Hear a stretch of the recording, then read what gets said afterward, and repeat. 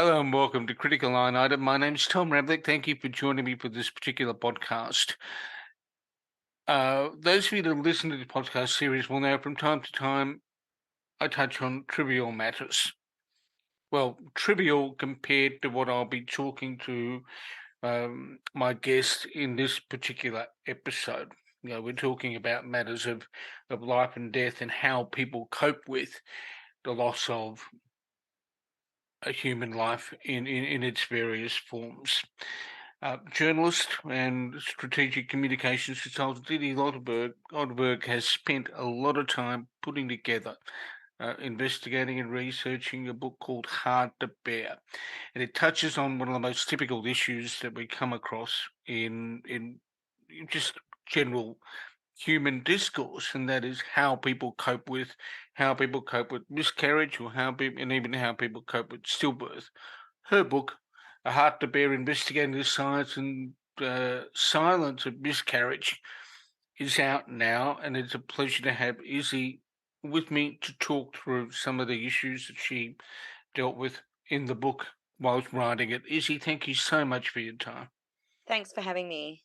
Absolute pleasure. Now, uh, before we dive into some of the themes in the book, and I stress to those listening, it's 350 pages plus, so we're not going to be able to do everything in one hit. But i- if you had to introduce yourself to somebody who'd never met you before, and there'll be people who pick this up who've never met or heard of you, what's your elevator pitch to somebody who you are new to?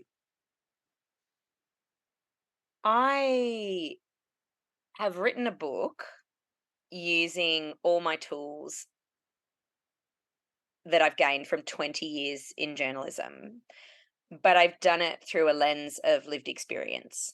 So I haven't approached this book with a kind of my emotional hat on, if I can put it like that. I've approached this book with my journalism hat on, but I've never lost sight that this is a real human issue that affects people, affects all different kinds of people from all different walks of life.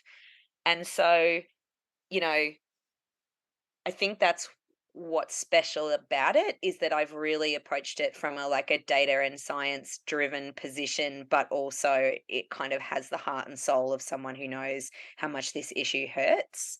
And it ticks a lot of boxes in that sense. And that's why I think it'll kind of be accessible to everyone, from the person who's had a loss and needs to make sense of it or understand better what's happened and whether it might happen again, those sorts of questions, all the way through to doctors who want to kind of know more about this area, um, specialists, or even just general practitioners who, although GPs are a form of specialty, but you know what I mean, more general practitioners who want to know how to support their patients who go through it. So, but I think it's impossible for me to do anything without humor, even when it's really hard to find the humor.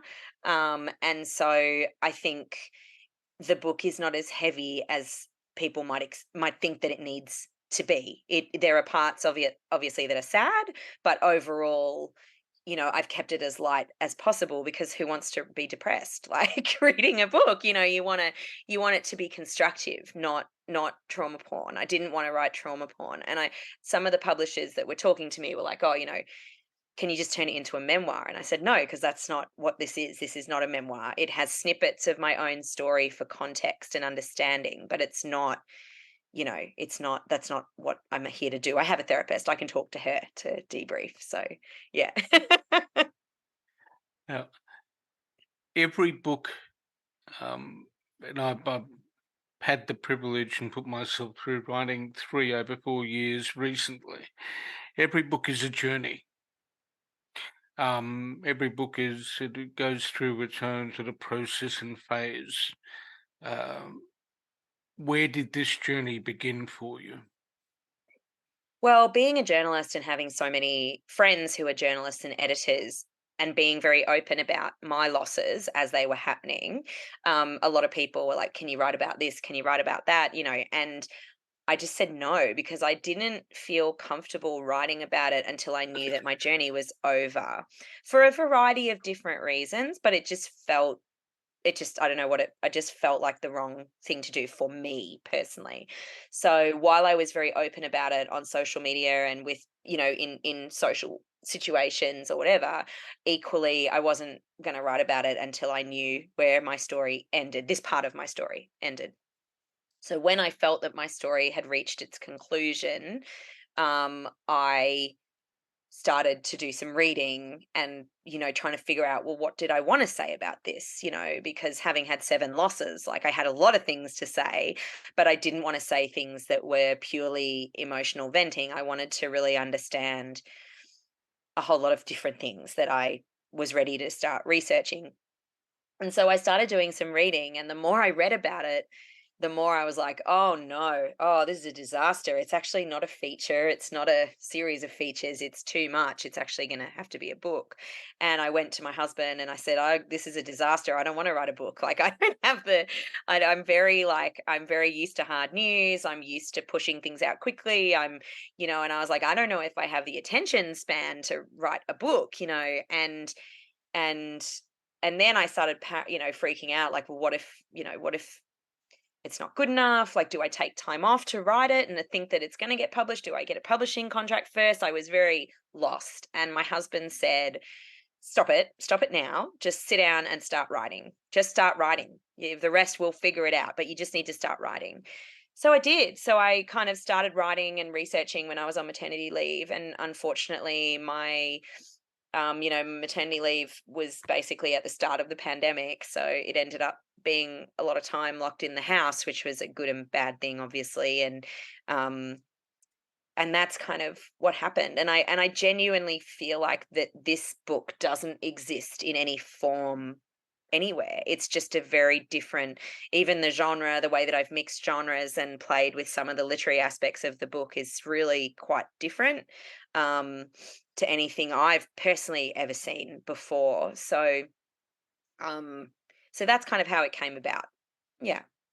One thing that fascinates me about the book, now that we're talking about form and not sort of playing the game of spoilers, Yeah.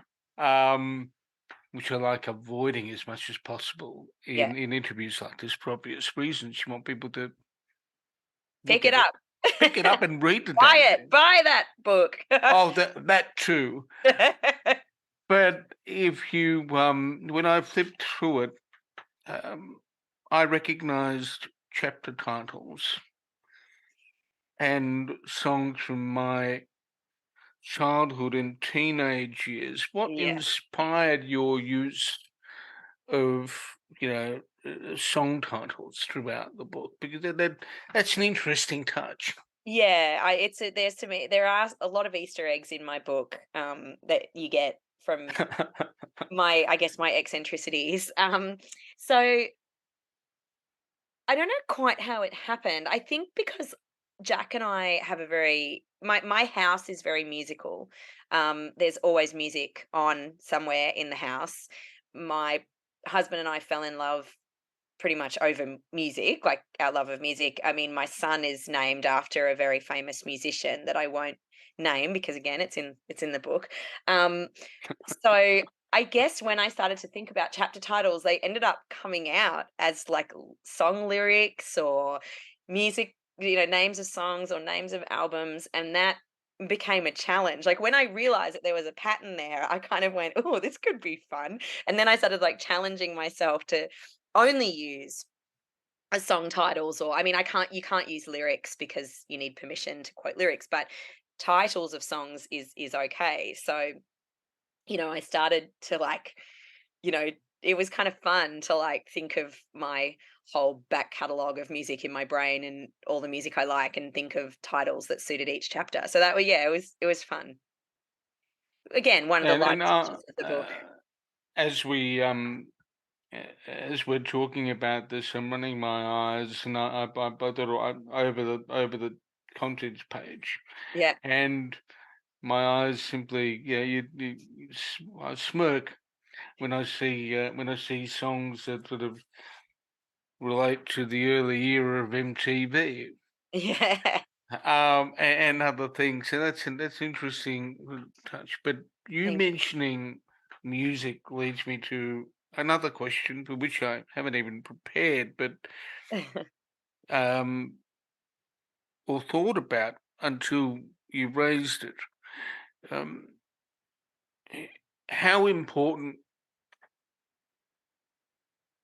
not only is the writing of a book like this, because book writing about things like this provides a sense of closure, but how important was, given your love of music and that sort of thing, how important was that to being able to cope with things as you were going through them? Oh, do you mean as I was going through them before I wrote the book, or as I was Yeah, working through them as part of the writing of the book? let's take it. Let's take them both in sequence. So I think that in terms of going through my journey before I wrote the book, Hmm. um, you know, music is a huge part of my life and my family's life. So certainly going to gigs and blowing off steam was sort of really important in that journey. Uh huh. And I found often when I was feeling flat, I could put music on and kind of drag myself out of it that way. But there was a lot of compartmentalizing going on to be able to keep going on the journey. So I think, that's probably how I survived it, to be honest, is just putting things away and then unpacking them slowly over time with a psychologist. Um, in terms of during the writing of the book, um, it feels just like a blur. Like, I think that there were days when I just couldn't write at all. There were days when I just had to research, because that was the brain space that I was in. And Yeah. then there were days when I would have a memory of something and my brain would suddenly click over and it's like, oh, it's time to write that vignette down. And so that was a snippet of my personal story. So I would sit down and write a vignette out. But I think music was certainly, you know, as I was listening to music during the writing of the book, I would be singing along and then I'd think, oh, this song is called X. Oh, I got to write that down. That'd be really good for this chapter or that chapter. And, the book definitely fed into all aspects of my life during that phase. So when I was writing it. So yeah, the music fed into it. Everything was symbiotic at that point. My music was feeding into the book. My book was feeding into the kind of music that I was listening to. It was all related. Yeah. And it was quite the process, and it was very difficult because there were days when, when you're on a roll and you're writing and you don't want to stop, but like I've got little children and I had to stop. And so Jack was amazing. My husband was amazing at sort of giving me the space where I needed it. Like I'd call in a panic from the library and say, like, I'm halfway through this chapter, I have to keep going. And he just got, it's helpful when your partner is a writer as well. And he'd say, just keep going, just keep going. I don't think there was ever a time when he said, no, sorry, I need you to come back. He would always move heaven and earth to make sure I could continue with that when it was happening. Yeah. Hmm. Um,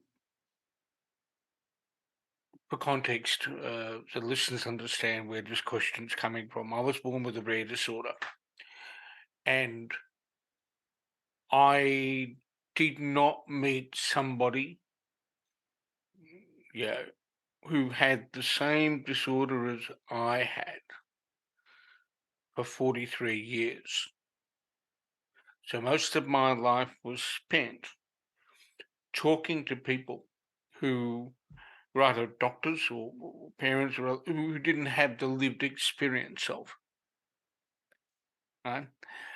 Um, in researching the book, how much strength do you draw from the people you interviewed and spoke to, who've gone through the same experiences you have?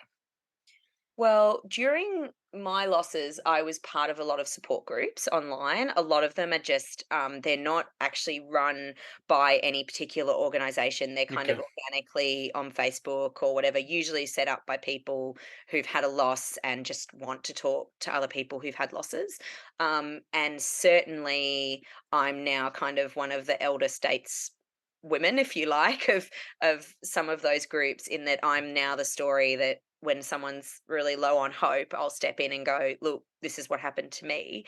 Um, and try and give them as much support as possible, as other people did for me when I was in coming into those groups and saying, I don't know what to do, I don't know where to go next. So I think that being in those groups gave me so much insight into the commonalities and the different kinds of things that people are going through when they lose a pregnancy.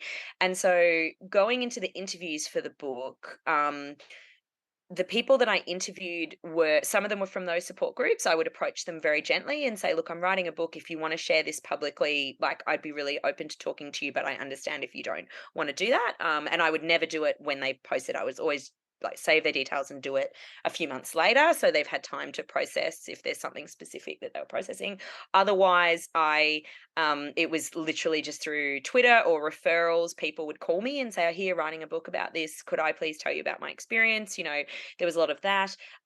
Every time I had anything published about the book or about the topics contained within it, I would have like tens and tens of disclosures, sometimes in the hundreds, depending on how fast the piece traveled, or sorry, how far the piece traveled, I should say. Um, and so that was also, and so I undertook training around, through Karen Percy, who was involved with who's now the head of the MEAA, and was involved with the Dart Centre. And she gave me some training around trauma informed reporting. So, Yeah. pretty much how to interview someone without adding to their trauma in any way, but also not taking on trauma in yourself. So I hope that, I always checked in with people after, are you okay? Do you need anything? Here are some resources, all of that kind of thing. Um, but the thing that stays with me is just how generous all of those people were in sharing, desperate to see the system change, because the system is just, if you read the book, you'll see how messed up the system is for a variety of different reasons. And so everyone was quite desperate to like contribute to making it better. um and so people were very eager to talk to me, and sometimes too much. Sometimes I had to say, it's too soon for you to be talking to me, you need to go away and you need to process what's happened, and then come back in a month and I will happily talk to you, but I can sense that you're just not ready, you're not there, and I don't want to make this worse. The other thing I would say, in the context of your question around your own lived experience, is that there's something that's sort of like really important about being around people who've experienced it, because they kind of know what to say, and they know what you're going through, and they know, I mean, not everyone reacts the same way. I'm not trying to put us all in the same basket or anything like that, because in the book, very specifically say you can never judge someone for how they react. Some people are relieved, some people are traumatized. It's just completely personal.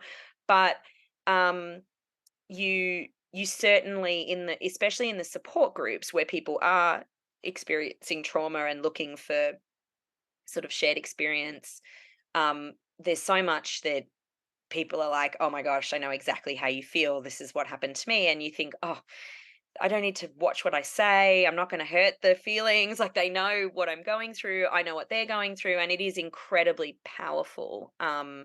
And especially when, there are as I said, elder stateswomen of the group who can kind of, or elder states people, as the case may be, who can, who finish their journeys, who can kind of offer some hindsight. And I think that's really important as well.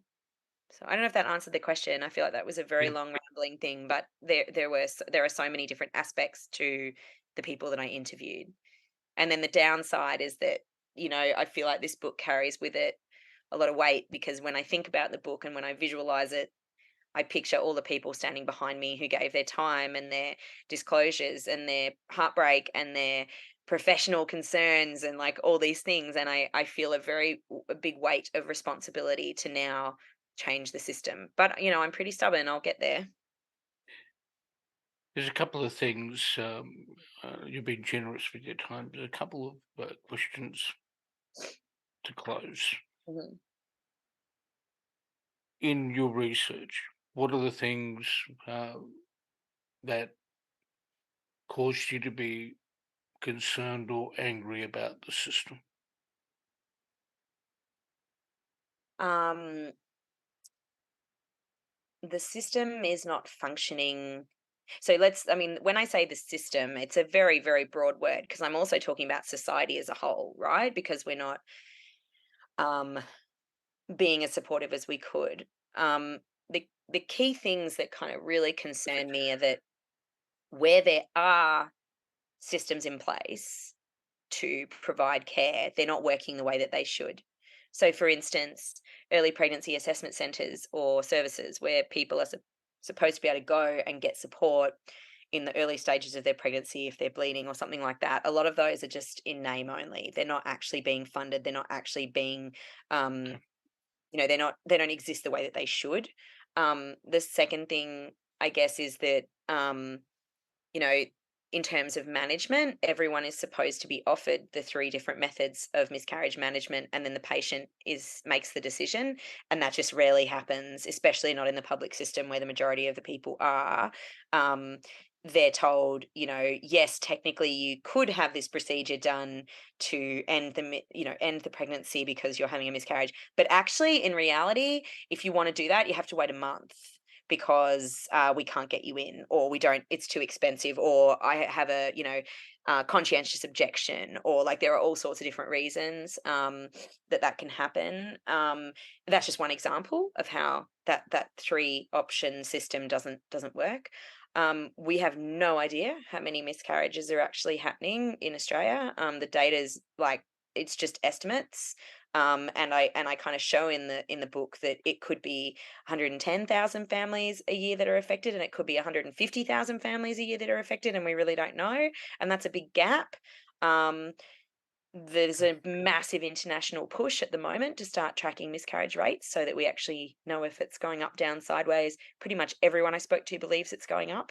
Um, so and then I guess there's also the cultural aspect of, the fact that we're not talking about it, we're not acknowledging it, we're not good at dealing with it. And there are a lot of issues that come into play when you're talking about that vacuum.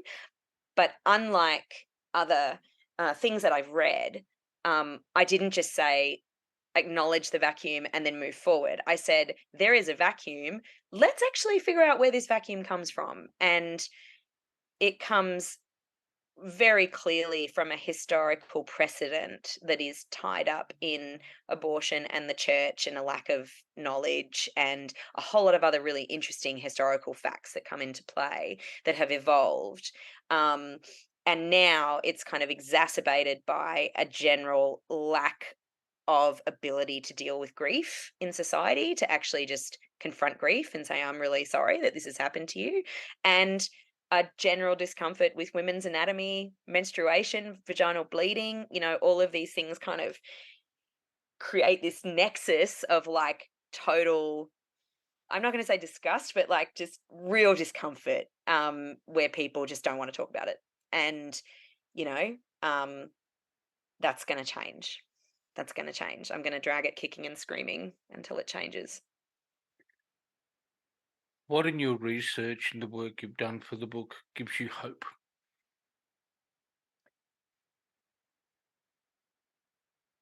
I think the thing that gives me hope is the level of generosity and energy that I've come across to change things, for things to be different, and the acknowledgement all around that it can't stay the way that it is. Um, so that's everyone from medical practitioners all the way through to the people who experience loss, through to nurses, through to allied health practitioners. Like everyone really wants to see it change. So And I think you can see that by the number of people, not celebrities, but, you know, my peers who really, really wanted to talk to me about it. And I think that that's what that is. That is because there is an appetite and an energy for change. And I also think that there is a general movement at the moment to end medical misogyny and to end um, the second tier place that people with uteruses seem to occupy in the care hierarchy to people with penises. You know, I think that time is up. I've been talking to author, journalist, and strategic comms consultant Isabelle Oderberg about her book, Hard to Bear Investigating the Science and Silence of Miscarriage. Izzy, where do people go to learn more about the book? You can go to hardtobear.com. You can check out my Twitter. I've always got information up there about events that are coming up. I'm at Yoderberg on Twitter. I'm also on LinkedIn. And of course, you can head to any good book website, including Booktopia, to order the book. And And al- sorry, go ahead. and then also the book publisher is Ultimo Books, and you're able to check more out about the book on the publisher's website as well. Izzy, thank you so much for being generous with your time today. Thanks for having me. And I'm looking forward to hearing all your feedback on the entire 350 something pages when you've read them. Thank you.